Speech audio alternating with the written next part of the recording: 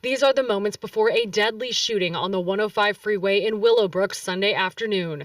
The California Highway Patrol released a preliminary report Monday night. It says around 3:30 Sunday afternoon, they got multiple calls about a person walking against traffic on the freeway. An officer approached him. Multiple attempts to persuade the man off the freeway failed, and that's when a scuffle ensued. CHP says the man used a taser against the officer, which is when the officer used their gun on the man, missing the first time, then firing 3 or 4 more rounds. All right, everybody, welcome back. What you just saw was a viral video going around of a California Highway Patrol officer that was involved in a shooting on the 105 freeway in Southern California, Los Angeles. There is some controversy swirling around this video. We are going to give you our perspective from a law enforcement standpoint, what we think happened during this encounter. Some of you are probably wondering where Mark is and who this guy is. Mark is out on vacation for Thanksgiving. Justin, you've probably seen him on our prior shows, is our honorary designated, I guess, fill-in spot for the show. So I don't have the red beard no, you or the definitely personality, don't have that. but No, you have the personality. You're lacking the huge, giant beard, which the video you were on with us last week, we did the vote. I saw it. I was tracking it. There was actually a lot of people who were supporting the beard, which went against what I was saying. But so thank you for that. You lose. Kyle's a sore loser, by the way. So I still think we're going to have to trim it up a little bit on the show. But let's jump into this video because, I mean, it is trending online. A lot of people are talking about it. I threw a clip of it up on our social media, and man, a lot of people responded to it because the media, of course, spun it how they wanted to spin it. Absolutely. And they got in touch with a former Los Angeles County Sheriff's retired deputy, and he is considered a use of force expert, I guess. And he has been retired for 30 years? Yeah, he retired in 1993. 93, yeah. So he's been out of the picture for 30 years. And if we did a little research on him, and of course, he works for the defense and he actually testifies against cops in court regarding uses of force and shootings and stuff like that. Yeah, one notable one was out of San Francisco in 2022, and the officer was acquitted of all charges. Yeah, so here's the thing. So with this guy, the writing is on the wall, right? I mean, it takes 2 seconds to figure it out. He did his career with the Los Angeles County Sheriff's Department. He retired out as a lieutenant, and immediately upon retiring, it looks like he went to work for a defense attorney going against cops. And people do that for one thing, and that's money. So he's chasing the money, and of course, the media wanted to spin this video. Got in touch with him. He gave his outlook on it, which we're gonna talk about, and we're gonna listen to what he had to say. But a lot of what he had to say was either irrelevant or it was just flat out wrong. Or antiquated thoughts. Antiquated as far as how policing is now when it comes to policy, procedures, case law, and just the ability to do our jobs. Yep. So you're going to hear it firsthand from guys who are still in law enforcement. And, this happened in California. Our use of force law changed a couple years ago. The Penal Code 835A of the California Penal Code is states when we can use force, and with that is deadly force. And although California, I think, is a lot more strict than other states, I've said it a ton of times on this show. Don't be fooled just because this California law that it's not going to roll over to the state that you work in, because other states are already adopting our use of force law. So it's already out there across other states. Departments and state laws are adopting it. And there's a lot to talk about, but let's watch the video and let's just break it down kind of step by step and explain to people who aren't cops what was going on, what this officer was going through, and maybe why he used the decision that he used, which was deadly force in this scenario. The California Highway Patrol released a preliminary report Monday night. It says around 3:30 Sunday afternoon, they got multiple calls about a person walking against traffic on the freeway. An officer approached him. Multiple attempts to persuade the man off the freeway failed, and that's when a scuffle ensued. CHP says the man used a taser against the officer, which is when the officer used their gun on the man, missing the first time, then firing 3 or 4 more rounds.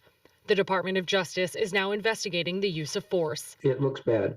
This is a person on his back Roger Clark is a former LA County Sheriff's deputy and a use of force expert. He says the witness cell phone video will be a key part of the investigation. You do not engage with a subject, gun in hand, period. I mean, that is fundamental training. And he's on his back and he gets up and then he shoots. And so there has to be a credible threat. And my calculus is OC spray on an officer who's on his feet and can reposition is not a credible threat. DOJ agents will consider the officer's statement. Okay, let's stop the video real quick. So the California Highway Patrol officer, the CHP officer, got dispatched to a man walking against traffic on the 105 freeway, which is in Los Angeles. If you haven't been there, it's an incredibly busy freeway. You can see the traffic in the background. So that's what he's dispatched to. A guy walking on the freeway against traffic, talking on his phone. Right there, that to me, I'm always big on little clues of like what's not normal. And as an officer, I think when you get dispatched to these types of calls, whether it's, this guy walking on the freeway, or we get dispatched to a lot of times of people acting erratic, or, people that are naked without their clothes on acting erratic. I think sometimes in law enforcement, cops hear that and they want to downplay the call. And what I would say from a training point is when you get these types of calls, those should be even more of a red flag for you, because that's just not normal behavior. Now, you brought up a good point where maybe the officer thought that, dude's car broke down and he's like walking for help to the nearest on-ramp or off-ramp or whatever, and he's just going to go contact him and see if he needs help. Yeah, I mean, it's not necessarily, I've seen people walking on the freeway. It's odd, obviously, because that's where cars are supposed to be. One thing that I've always trained and what I've always done when contacting somebody like that is I'll stop a good distance away from them and exit, get out of my car, stand in my doorway, right? Yeah. And I'll greet them. Like, hey, how's it going? And if they see what their language, if they respond back and, with a wave or, hey, my car broke down, or maybe he throws you the high one and says, fuck off. And then, okay, this isn't something's not right. But now I have some distance in order to quickly think, okay, what am I going to do? This obviously went down in the middle of the roadway. Yeah, you can see they're in the middle of the freeway. So this is a cell phone video. This is like the only thing that's been released so far to the public is this quick little cell phone video. But, I wanted to throw it out there that when you get dispatched to these types of calls, don't downplay that stuff. Like if you got something on the back of your neck that's like, that's not right. Don't go to those by yourself. Like maybe don't even go with one other person. Maybe if you can and you have the resources, go with 3 cops to these types of calls. And at the end of the day, if it turns out, everything's fine, then fine, go about your day. But the top priority should be safety. So I don't know the context of what led up to this in this guy's actual behavior. I do know that the family put out a statement that he is homeless, that he does suffer from mental health issues, and that he does carry a taser on him for protection. So let's keep watching the video, and then let's break down the actual scuffle and encounter itself leading up to the shooting. Council members, city council leaders, community members all put out this lengthy joint statement calling for peace during this investigation. And we do want to warn you, this video is disturbing, but we will pause it just before the shooting. Calls for peace from community leaders as this video is shared widely online. These are the moments before a deadly shooting on the 105 freeway in Willowbrook Sunday afternoon. The California Highway Patrol released a preliminary report Monday night. It says around 3:30 Sunday afternoon, they got multiple calls about a person walking against traffic on the freeway. An officer approached him. Multiple attempts to persuade the man off the freeway failed, and that's when a scuffle ensued. All right. So you can hear that in the press release, they say that the officer approached him and tried to give him multiple commands to get off the freeway. And then that's when the scuffle ensued. I can probably only imagine that the officer probably tried to grab him and either detain him, or somehow these two became connected and a fight happened. Now, there's a lot of trending videos online, and our friend Jay Wadsworth with EF Combatives teaches a lot of weapon-based entanglements, which is exactly what this is. And that's why training is so big, because if you're one-on-one with somebody, you have to be able to defend yourself and know what you're doing in some type of physical interaction with somebody, because if you don't and someone gets the better of you, you're in a lot of trouble. And you have a lot of weapons on your belt as a cop that if these suspects get access to, I mean, that's not good for anybody. So he did pull out a taser. Again, there is speculation that the suspect took the officer's taser. That is incorrect. No, he was armed. He was an armed subject. Correct. He had it on him already. So his family did make that statement that he did carry a taser on him.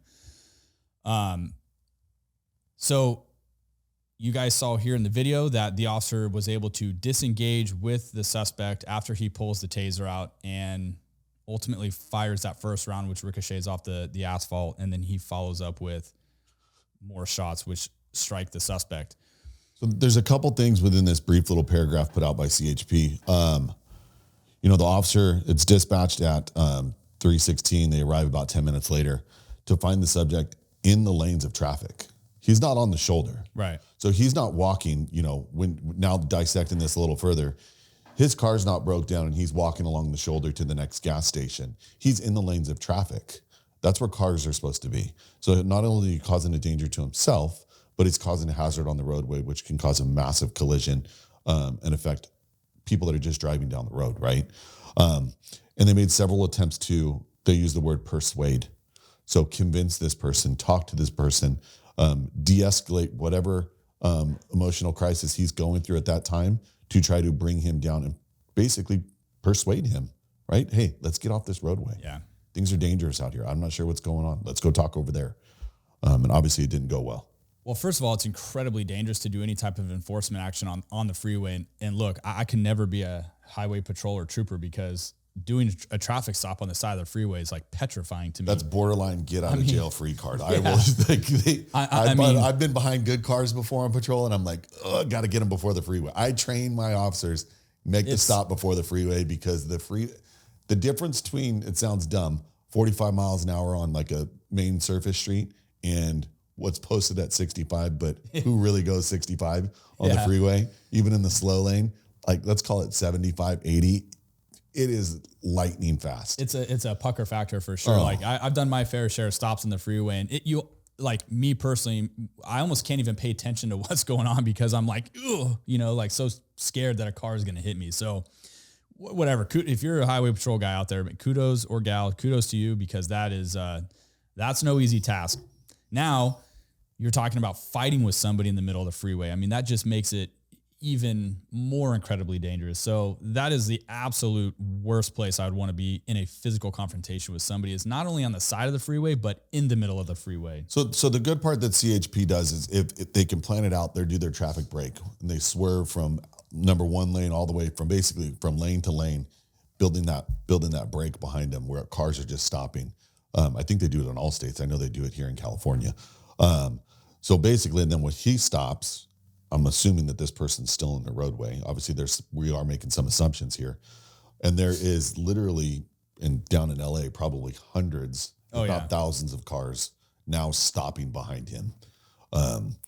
So being in the lanes of traffic, the cars aren't necessarily a hazard to him because he has a wall of cars behind him. But he's got a lot of eyes watching him. And in this case, some cameras. Yeah, I mean, clearly there's no cars that are going by. So I don't know. We don't know what happened leading up to this cell phone video footage. That's all we have to go off of right now. And eventually they'll release more footage. But you also see in this press release that the DOJ, the Department of Justice, is taking over the investigation. And I know people are speculating that they're not investigating their own shooting because people may think that it was either a gray area or bad shoot. And that also is simply not the case.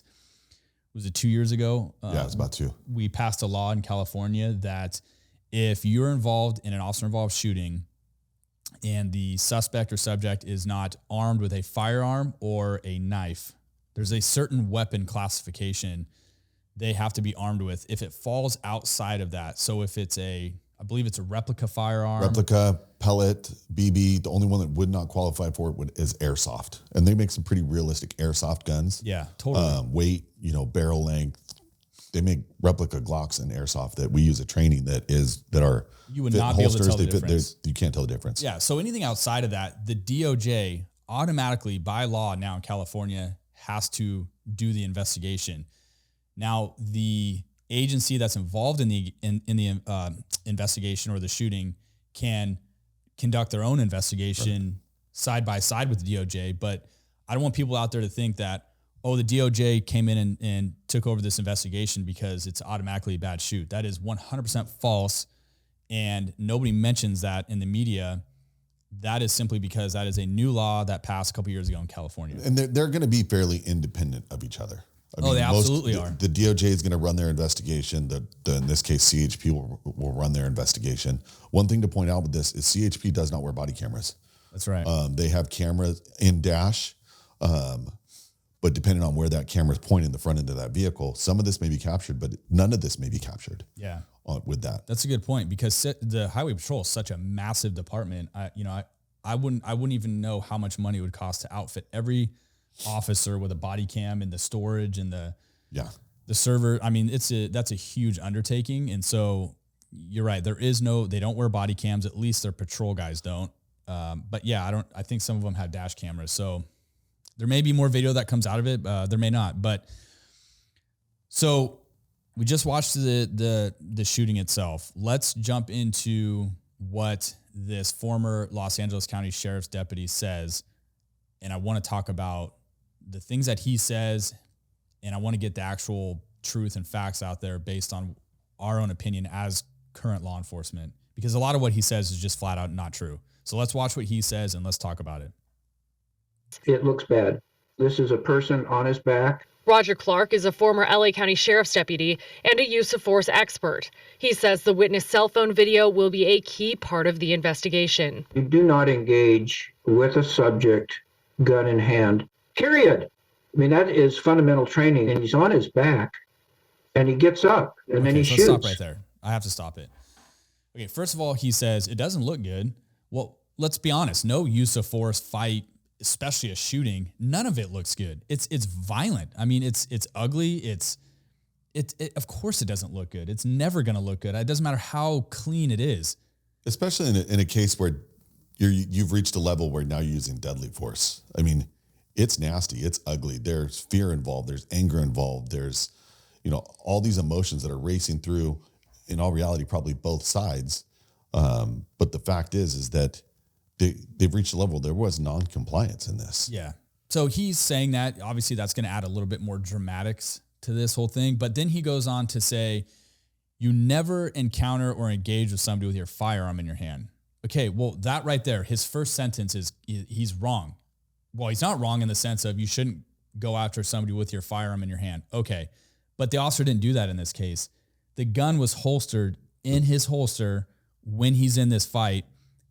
He doesn't pull out his gun until after the suspect pulls the taser out. He's disengaging from the suspect.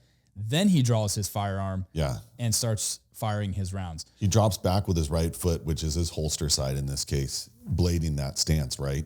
And you could see his left arm is extended out in front of him. Pushing away, what it looks like to me. And his gun side's away. That's why that first round goes to the right, because he didn't have an opportunity to swing that all the way back around. Yeah. So right off the bat, this guy is already saying things that aren't even true. So let's keep watching and listen to what he says. And so there has to be a credible threat. And my calculus is OC spray on an officer who's on his feet and can reposition is not a credible threat. Okay. So I'm going to stop it again. All right. So now he's talking about the guy's on his back. Of course he is. He was on his back the entire time. That doesn't make him not a lethal threat to the officer. But then he goes on to say that the officer disengages from him and he thinks that a more appropriate use of force or level of force would have been OC spray. Okay. So anybody that's in law enforcement that's listening to that has been around any time around tasers knows that I can't even probably think of a department that doesn't have this policy. You don't pepper spray or OC somebody who's been tased with a taser or is armed with a taser. And I don't care. Maybe he's arcing it. Maybe he fired it at the cop. We don't know. But you use pepper spray, a flammable liquid against electricity can cause someone to catch on fire. And it has. It has multiple times. There's video of it out there. So So for this guy to say a better option would have been using pepper spray, I think he's so far out there with that. And honestly, I mean, I don't want to sling mud at this guy, but I don't think he was even around when tasers were either A, invented, or B, he certainly wasn't around when tasers were being used in law enforcement. One thing that's been said is, he was armed with a taser. I don't know what that taser is, what model that is, but I can tell you right now that there is a model out there that's made that shoots probes and that incapacitates the recipient of those probes for 30 seconds. And it's made for civilians who maybe don't want to carry a firearm or not firearm trained. They can tase somebody, drop that taser, and run, and they get a 30-second head start. Could you imagine if that was the one that this guy had, and this cop is now tased and sitting there incapacitated for 30 seconds lying on the ground while this guy takes his gun from him, or while he flees, or whatever it may be? But the fact is that to say that he's armed with a taser, let's just look at the first word, armed. Yeah, he has a weapon. He has a weapon that is trying to be used against the officer. So you make a really good point that, first of all, if you've ever been tased in law enforcement, some agencies, the agency that I came from, my first department, you had to actually get shot with it to even carry it. And that's 5 seconds. And I'm literally here to tell you, for those of you who've been through this before, like, that is the longest 5 seconds of my life. I mean, it's not fun. You are completely incapacitated. You can't do anything. And that's 5 seconds. So some of these tasers out there that civilians can buy are 30 seconds. And it's, like you said, to give them enough time to flee from whoever this person is that was attacking them. So this has been a conversation that's been talked about for many years with, can you use deadly force against somebody that is armed with a taser? And the courts have ruled that you can, for that reason, because if you're incapacitated and this subject is hell bent on wanting to kill you, you're not going to be able to prevent someone from getting your gun when you're completely incapacitated. One thing that I'm curious on is, given in that split second decision that officer made, did he know it was a taser? This is obviously all coming out in the press release afterwards. But at that time, in that moment, did he know it was a taser? Did he see the what appeared to be the butt of a pistol? Did he see an object come out and see the flash and think it was a muzzle flash? Those are all things that I'll have. One thing that I do agree with Mr. Clark is that this video footage is going to be important evidence. Totally. Because otherwise there's not a lot there. Let's break this down real quickly for those of you who aren't cops. When you get into a shooting, these details aren't going to be released for some time after the fact. You have to let several days go by, or a couple days go by. The officer's then going to get interviewed. He's going to go through a series of interviews, criminal, administrative, and there's just so many large parts of these investigations that the public is not going to be aware of for some time. So you have the very first initial is your public safety statement.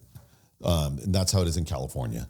They're going to ask the officer, how many rounds did you fire? Which direction did you fire? Are there any outstanding suspects? Basically nothing pertaining to exactly what happened.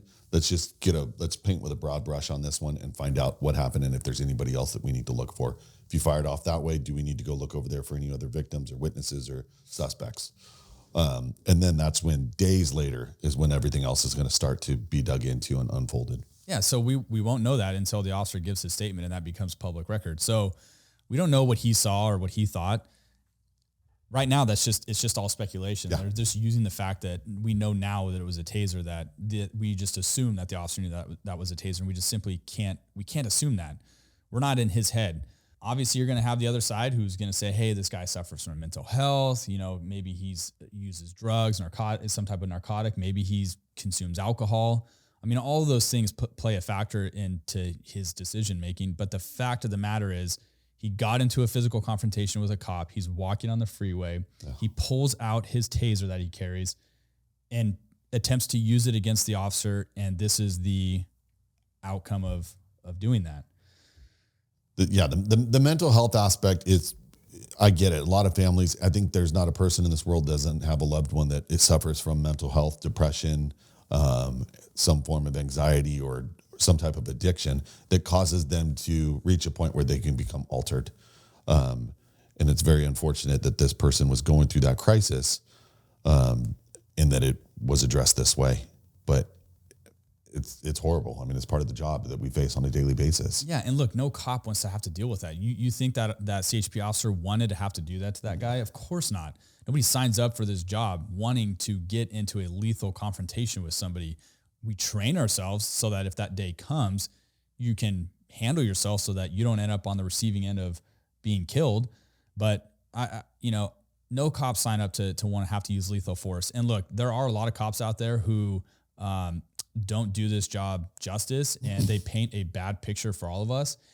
And I can assure you that those cops get identified and they get fired. And now in California, if you get fired for certain types of misconduct, your certificate is barred. Like, you're done. Yeah. You can no longer be a cop anywhere. And I agree with that. I have no issues with cops that get fired for certain misconducts. They should never be cops again. I'm fully supportive of that. So there are things that have been put in place to prevent people like that from doing this job. But for the most part, that is such a small percentage of people in law enforcement. There's been multiple incidences, not minus this one, obviously, where Kyle, myself, or other officers have walked away from situations. I can almost guarantee you that if this person was on the shoulder of the roadway and not in the lanes of traffic, that this incident doesn't occur. I would like to think that, because he's out of the main road of traffic. He's moving along. I can see this officer getting out to talk to him, and the guy keeps moving along, keep walking. And I would just follow him, walk off the roadway, walk off the freeway, and done with it. But in this case, he can't do that because there's other people in danger. There's other hazards being. He's in the middle of the middle of the freaking freeway. Yeah, his options are pretty limited. So look, at the end of the day, we are on this channel podcast. We're not biased just towards police, and I will say that could something have been done differently? I would say yes, and I would argue that maybe he should have waited for another partner. Maybe he should have waited for an additional resource to come help him out. And maybe something, there could have been a different outcome. Maybe there doesn't, who knows? But the point is you have to train yourselves. And if you are going to be getting in some type of physical confrontation with somebody, I really truly hope that you're prepared for that, because you don't know what somebody else's capabilities are. Or in this case, what they're armed with. Yeah, they could be armed with anything. Any weapon can hurt you. So to me, that's kind of the main takeaway. And listening to this Roger Clark guy talk, it's unfortunate that that's what the general public gets to hear, is what comes from his mouth. Yeah. And what came from his mouth is in my opinion, completely, it's wrong. It's not even factual to what happened. And he's just spewing what the media wants to hear, which is a bunch of BS to stir up more drama and controversy around the shooting. Yeah. One thing that I would like to point out here, and Kyle brought it up, is that did this have to occur at that moment? And we don't have the answer to that. No, we don't. And I would love to know that, because could he have taken more time talking to this person? I don't know. Maybe the fight was on there and we just didn't see that part, and the camera started recording later. Could he have attempted to persuade him further, or could he have let him walk away? Even if he is in the lanes of traffic, he's got a nice barricade of cars behind him. Yeah. And let that just take its time. Let time run its course. Let more officers get there. The more cavalry we have with us to combat this person, maybe it doesn't go lethal. But with that part being unknown, we don't have that information. It just happens sometimes. We've all been in fights where you're like, dude, I didn't see that coming. I've been punched in the face. Like, man, I didn't see that coming. Maybe that's the case here. We don't know. Yep. Yeah, we do not know, and time will tell with either more video evidence that comes out or whatever. But I would just ask that if you're not in law enforcement, don't take what you see on the media as gospel. I mean, there's obviously other sides to the story, and we're here to just offer the law enforcement perspective side of it, and whether it's good or bad. I mean, like I said, we're not here to be biased one way or the other. We're just the fact finders, and we just tell you, hey, this is what we saw based on our expertise in law enforcement. This is what we think happened. And I just think that this Roger guy coming on there and saying the things that he said, I think, well, go to our Instagram page and read what people think about him because he got absolutely torn up on our Instagram reel that we posted about this. So I guess that's all I have for this video. It's short. There's a lot to talk about with it. And then again, just the media kind of spinning it how they want to spin it to cause that drama. Yeah. I mean, comment on here. Tell us what you think. Tell us, maybe you're from Southern California and there's more information out there that we don't know. Please share that. To the officer, I hope you and your family are doing okay. To the suspect's family in this case, I hope you guys are okay and doing well and on your way to recovery from this. It's an unfortunate set of circumstances. Yeah, anytime you have an officer involved shooting, it's a ripple effect. There's a negative ripple effect for everybody because the reality is the suspects that are shot and killed in these, I mean, they have families too and loved ones and, kids and wives and sisters and brothers and all that. So, it's just a negative ripple effect for both sides of the aisle on these. I mean, they suck. I mean, shoot, man, we've been involved in numerous of them and they're not fun. I don't wish it upon anybody, but they're going to continue to happen in our job. And dude, our job is only getting more violent with these encounters with people. So train up. Again, if you guys want to follow EF Combatives, those guys put out a lot of good content on Instagram for defensive tactics. I mean, Jay is a retired police officer who specializes in this stuff, specifically for cops training jiu-jitsu, and not just some of these random jiu-jitsu guys out there that have never done our job, but they're training cops how to do ground fighting and stuff. I mean, it's different. It is different when you have all these weapons on you. You're bringing a gun to every fight that you're involved in because, you're armed. So I like what those guys are doing. And I can't say enough good things about them. We're friends with those guys. So go check them out. Other than that, anything else to touch on it? No, we're all good. And for those of you that think I'm getting paid big bucks, I want to let you know that for being a fill-in, I got a coffee cup today. Well, that did cost me money. So I mean, that is some form of payment. Absolutely. Yeah. I appreciate it. All right, guys, that's it for this one. We're going to continue to keep doing these breakdowns on these, I guess, viral videos that are coming out and just give you our perspective on them. So thanks for tuning in. Drop a comment. Let us know what you think. And we'll catch you guys on the next one. See ya.